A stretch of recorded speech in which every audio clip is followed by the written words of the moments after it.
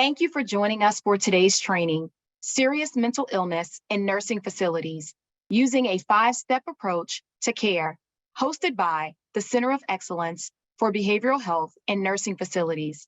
I am Nikki Harris, Training and Education Lead for the Center of Excellence, and it is my pleasure to oversee the delivery of mental health and substance use disorder training and education to nursing facilities nationally at no cost to the nursing facility. And now I am happy to introduce our presenter for today, Ms. Debbie Richmond. Debbie is currently the Director of Education and Client Development for Healthcare Interactive Incorporated.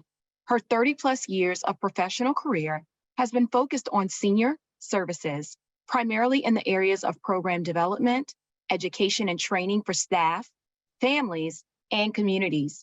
Debbie provides consultation and training for residential care settings and community groups in the areas of aging, understanding dementia, symptoms and management, dementia-related behaviors, serious mental illness, therapeutic program development, and person-centered care interventions for direct care staff. I'll now turn it over to Debbie to begin the presentation. Thank you, Debbie. Thank you very much, Nikki, and I am very excited to be with all of you today. Greetings from Minneapolis, Minnesota, which is where I am based. The first slide today, I just want to bring to your attention that I will talk about serious mental illness today in 4 categories. The reason I bring this up is a lot of research information that's available now identifies more than 4 categories of serious mental illness, but for the purposes of today's presentation, we are utilizing the 4 categories of SMI that are represented in the CARES SMI training. So just as an FYI for all of you on the call today. This is the overview and what we're going to talk a little bit about today in our brief time together. I am going to start the presentation with a video from our CARES training that I hope you find informative as you listen to people that are living with serious mental illness. There was a bad flood in Minneapolis some years ago, and my basement flooded and the water came right up the basement stairs and into my kitchen, and terrible destruction of my house. All of a sudden, lost all these things, and boy, I thought I knew a little bit about floods. But then during Katrina, I was working with folks in New Orleans, and one of the guys I talked to hung onto a stop sign as the current was rushing past him, and his elderly mother watched right by him, and he reached and reached and reached, and she was maybe 6 inches away from his fingertips, and he watched her go under and drown. He knows what floods. I know about water damage. It's the same with with mental illness. One person that I know said that she believed that she knew what a depression was because she'd gone through terrible sadness and terrible grief. And I'm not making light of terrible sadness, terrible grief that can rip your heart into, that can kill you.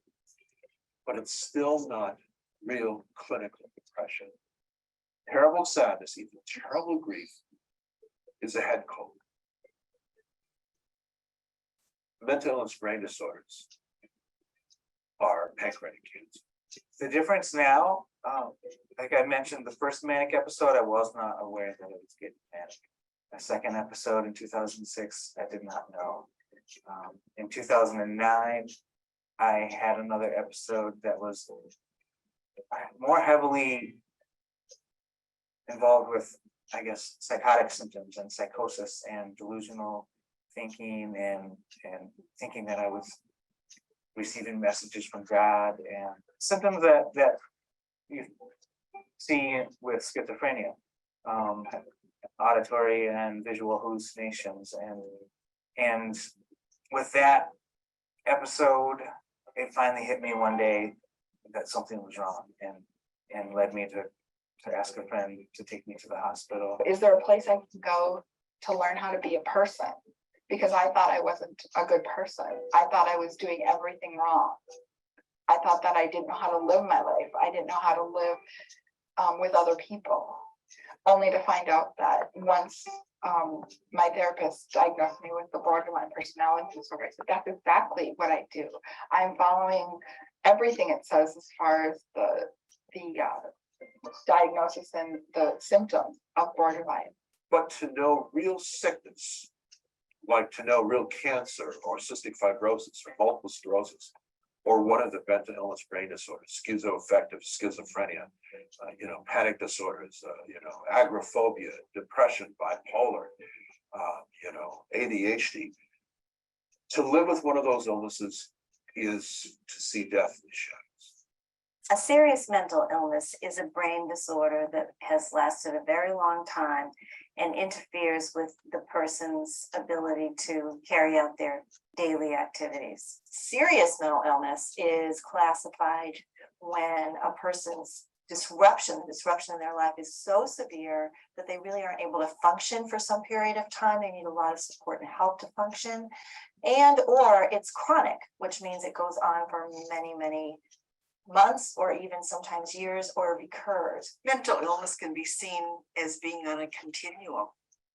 And those who experience serious mental illness have a chronic illness that impacts their ability to carry on normal responsibilities and activities of daily life. Individuals with serious mental illness have long-standing mental health problems that significantly interfere with their day-to-day functioning. So they include individuals who are diagnosed with schizophrenia, where you have hallucinations and delusions, individuals with bipolar disorder that have very strong mood swings, people with major depression who are so depressed that they don't function very well in the real world, and people with schizoaffective disorder who have a combination of thinking problems as well as mood problems. Some people experience being blue or down in the dumps, and other people experience a more intensity of that sadness, frustration, and they may be depressed. Some people experience that depression throughout their lives, and it may need significant interventions. And when you experience a depression over most of your life that needs significant interventions and it's chronic, then you have a serious mental illness. But the feelings are the same. The feelings of being sad, the feelings of being blue, the feelings of being frustrated, the feelings of being unable to cope. It's a matter of degree, it's a matter of intensity, it's a matter of longevity. Having a serious mental illness is never the person's fault. It is something that is a problem with their brain that they have no control over. They are not doing these behaviors purposefully. It's something that they can't control. I think the most important thing for people to know about the differences among schizophrenia, major depressive disorder, bipolar disorder, and schizoaffective is that people with schizophrenia and schizoaffective disorder tend to have harder lives, that they have a much harder time functioning as young adults, much less likely to develop job skills, education, finish their education, have families, and so forth. So they're going to have a much harder time in late life because they haven't developed the social support network, the wealth, and the education that helps them cope later on in life.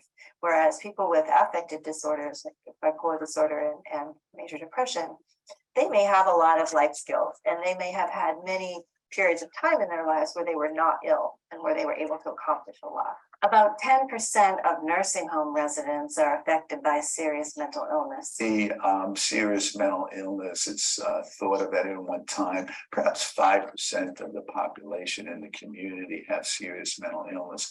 However, when we go into nursing homes, we know it's a higher prevalence rate, perhaps 10%, because you have all the stressors frequently with living in a communal environment, and also individuals who have medical problems that take an emotional toll as well on people. So I think, although that video is a little bit long, I think it gives a good overview, in particular hearing from individuals themselves who are living with mental illness. So just to provide you with a couple of definitions, And the links to where these definitions come from are provided, so we don't need to spend a ton of time here. But just in terms of defining mental illness, and mental illness essentially falls into two categories: any mental illness and then serious mental illness. And what we're really talking about today is serious mental illness. I think it's interesting, the statistic that Dr. Molinari brings up, about 10% of skilled nursing facility patients likely have a serious mental illness diagnosis. I was on a call just yesterday talking to a director of clinical services for a 33 building organization, and one of their facilities has an 85% rate of people with serious mental illness, and they are really struggling with how to manage that. So I'm hoping some of this information can help those of you that are dealing with this in your particular situations now. This is the definition then of serious mental illness: dealing with a mental, behavioral, or emotional disorder that has serious functional impairment. Now, in a minute or two, we're also going to talk about the comparison between serious mental illness and dementia, because frequently in skilled nursing facilities, you're going to see both of these literally on top of each other. And there are significant differences between serious mental illness and dementia. In particular, I want to mention and just put in a little earworm that when we're talking about serious mental illness, we are likely also talking about antipsychotic medication that is being used to manage the symptoms of those disorders. With respect to an individual that has a dementia diagnosis, CMS is very concerned about antipsychotic medications being used in an inappropriate way with people that have dementia. So when these two diagnoses exist together, these are very challenging patients to manage, because on one side you're providing these medications and on another you're being asked to look at not having them at all. So again, the categories that we're talking about would be schizophrenia, bipolar disorder, schizoaffective disorder, and major depression. But as I noted in the beginning, there are resources that would indicate upwards of 6 categories of serious mental illness, but I think this is a broad enough conversation that we can stay identified to the 4. The next video is going to talk very briefly about an individual that has dementia, and then we're going to talk briefly again about the comparison between dementia and serious mental illness. Martha's family noticed that she was forgetting appointments, family gatherings, and other day-to-day things. Becoming concerned, they saw a doctor who diagnosed her with Alzheimer's disease. Though she sometimes made poor judgments about little things, she was able to live on her own for several years after the diagnosis. However, by the 4th year, her judgment, reasoning, and attention span had become much worse. She spent a lot of money when telemarketers called, an example of poor judgment. She was easily distracted while cooking and almost caused a fire, an example of limited attention abilities. And she could not be convinced to wear her coat outside in the winter, an example of the inability to reason. At this point, Martha's daughter moved in with her to help care for her.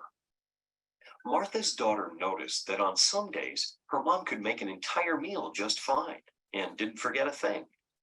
But those days were becoming less common, and overall, she saw her mom's abilities declining. In the mid-stage of dementia, when Martha misplaced things, she would accuse her daughter of stealing them. Sometimes Martha even told her daughter she was spying on her and out to get her. And about once a week, she says that her childhood friend Patricia had visited her. About 10 years into the disease, Martha no longer recognized who her daughter was. At the end stage, Martha could not walk, sit up on her own, bathe, or feed herself.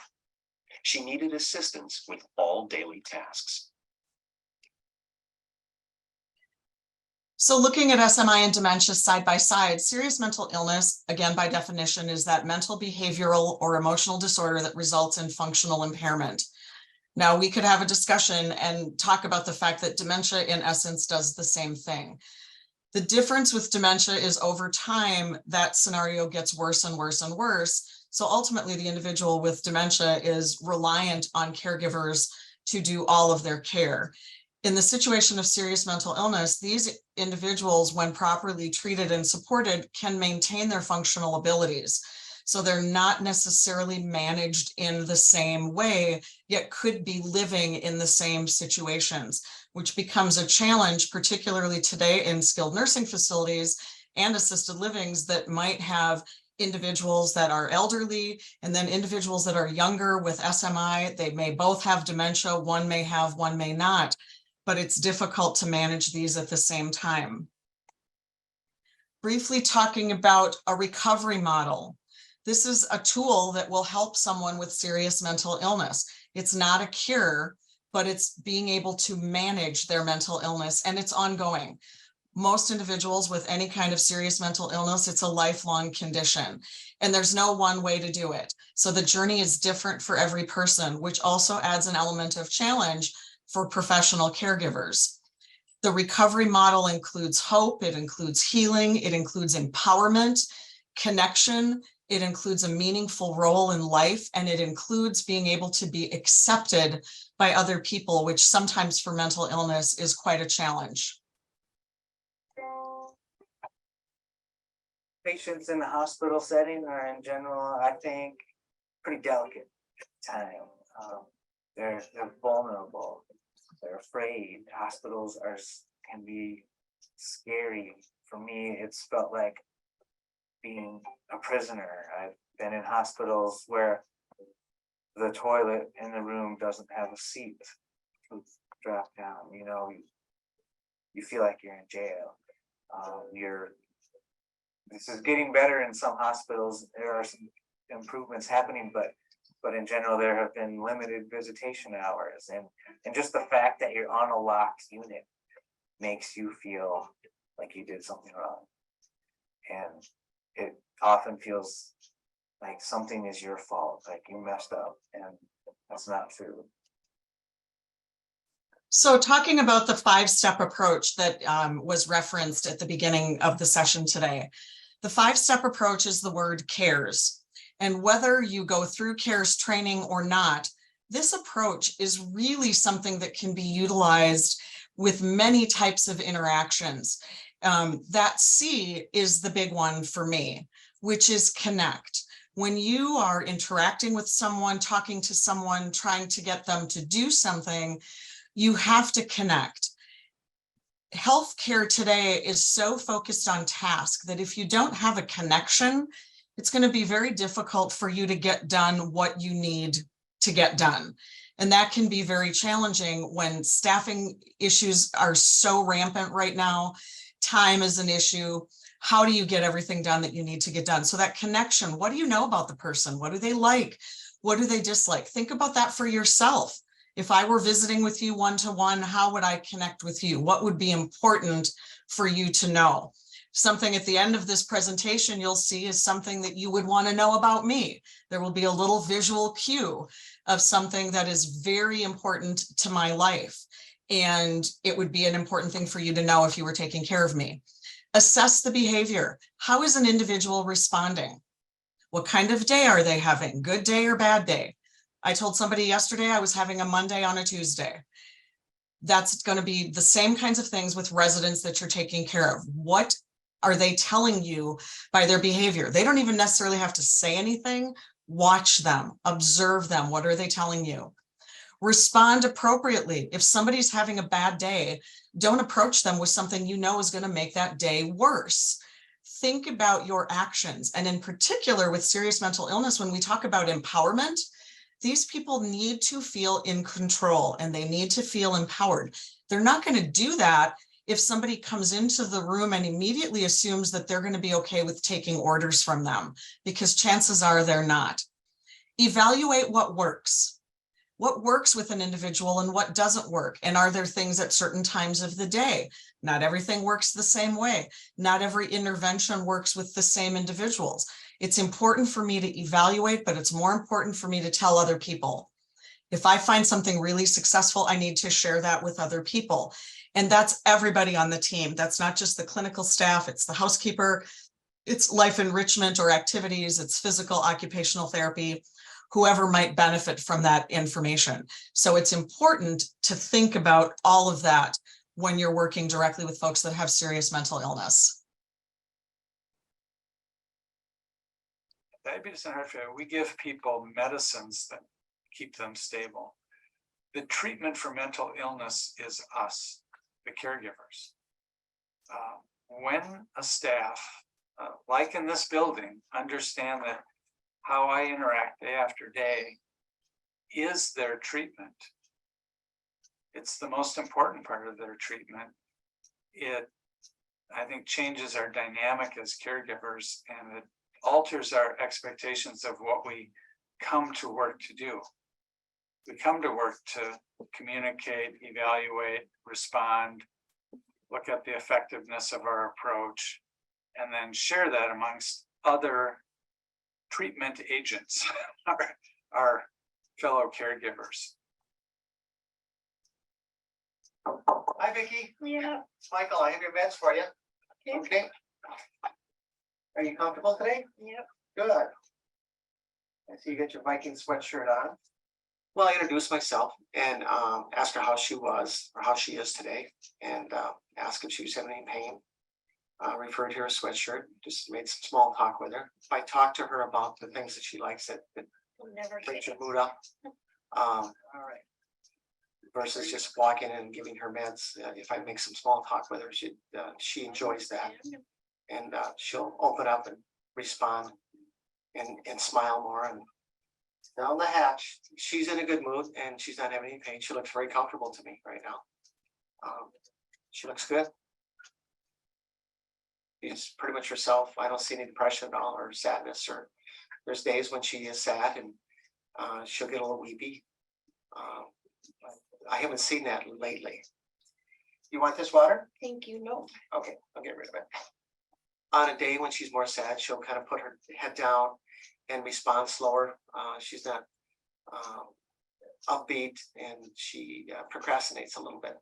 I ensure that the meds will help her take away the pain, and she needs her meds because she's hypertensive also, so she needs a blood pressure medication. And I think it'll make her feel better if she takes them on time. All right. Anything else? No, that's it. All right. Spend a little time with her, chat with her. Don't rush her. She likes a little extra TLC at times when she's down, and it really helps when you come into work, you see her, say hello to her and chat with her initially.